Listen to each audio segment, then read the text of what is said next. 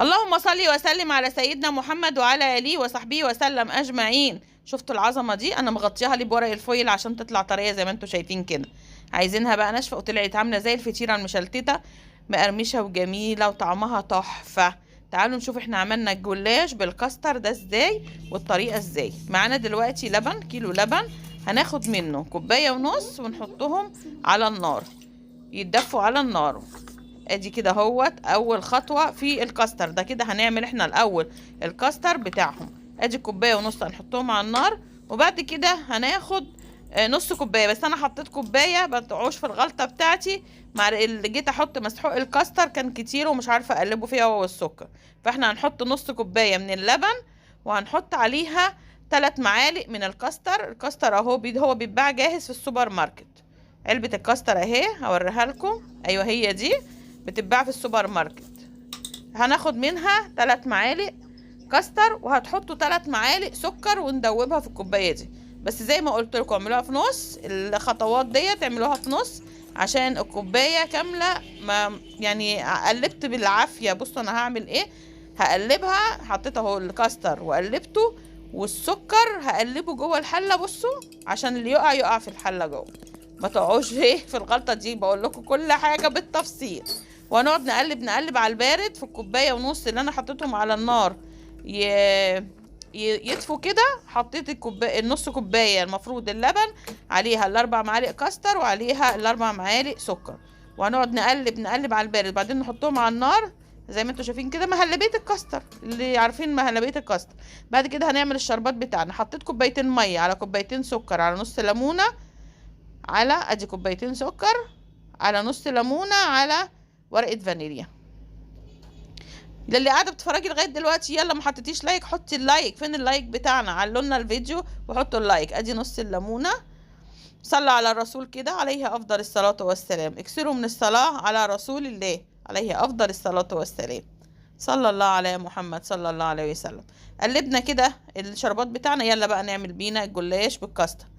هنحط بقى ايه. انا طبعا مفروض انتوا تعملوا لو انتوا عايزين بسمنه اعملوا بسمنه. انا طبعا يا جماعه عشان الحمد لله ربنا يعافينا ويعافيكم، السمنه خلاص اتمنعت عننا، والسمنه كلها مهدرجه كمان يا جماعه.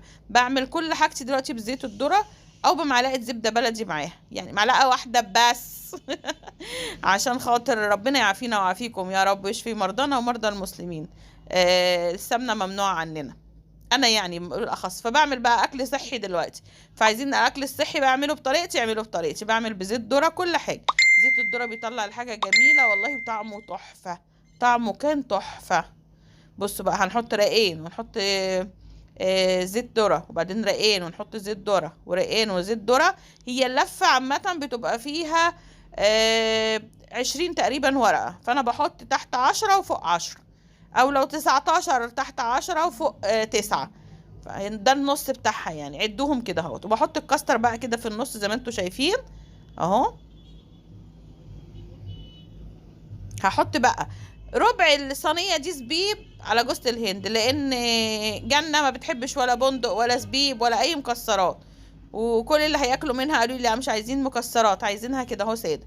فانا حطيت جزء بس منها عشان انا بحب بصراحه الزبيب في قلب الحلويات، بيدي طعم حلو قوي الزبيب. وحط لهم شويه كده يعني شويه جوز الهند في الاخر. يا جماعه احط لكم مكسرات؟ لا. طب احط زبيب وجوز الهند زي ما انا حطيت؟ لا. فحطيت جزء بسيط كده زي ما انتوا شايفين، والباقي ايه شويه الجوز الهند رميتهم كده اهو. الطعم كان تحفه وجميله ومقرمشه زي الفطيره المشلتته بالظبط، وكان طعمها حلو جدا ما شاء الله. جربوا طريقتنا وكلوا منها بايديكم انتوا. اعملوها سهله وبسيطه ومش مكلفه، وحاجه مسكره كده، وحاجه عمايل ايديكي في البيت تديها لاولادك كده وهم رايحين المدرسه. قطعه معاهم تديهم طاقه وحيويه. لبن ومفيش سمنه مهدرجه حاجه صحيه، والكاستر مفيد. كانت حلوه يا جنه. ايه رايك؟ عجبتك؟ بالهنا والشفا. عجبت جنه عشان طريه لو عايزينها ناشفه ما تغطوهاش بورق الفويل زي ما انا كنت مغطيها. هنتني الاطراف كده اهوت لتحت وهنقطعها، وبعد كده هندخلها الفرن. هتقطعيها بقى زي ما انت عايزه، مربعات سمبوكسات زي ما انت عايزه. انا قطعتها كده مربعات، وبعد كده هدخلها الفرن طبعا طب اول ما دخلتها الفرن شلت الشربات، لان الشربات كان خلاص اتعمل. لازم الشربات يبقى بارد والجلاش يبقى سخن، يبقى لسه طالع من الفرن، واروح ساقينه على طول في ساعتها. كده انا قطعتها خلاص، هحطها بقى في الفرن. لو وصلت لغايه هنا فين اللايك يا جماعه؟ ما تنسونيش في اللايك. بصوا كده خلصتها، بقول لكم احطها في الفرن واوريها لكم بعد ما تطلع من الفرن. كده الشربات خلص، قفلت عليه وسايباه يبرد هناك اهو. برد وطلعت الصينيه سقيتها في ساعتها. عارفين والله مقرمشه وجميله، بس انا بقى عشان اطريها اكتر، عشان طبعا جنه انتوا عارفين مبحبش ما ينفعش الحاجه المقرمشه اسنانها، فهنغطيها وهتبقى طريه. اللي عايزها كده مقرمشه تحفه تحفه تحفه يا جماعه، بالف هنا وشفا. ما يغطيهاش بالفويل زي ما انا كنت عاملاها في اول الفيديو زي ما انتوا شفتوا.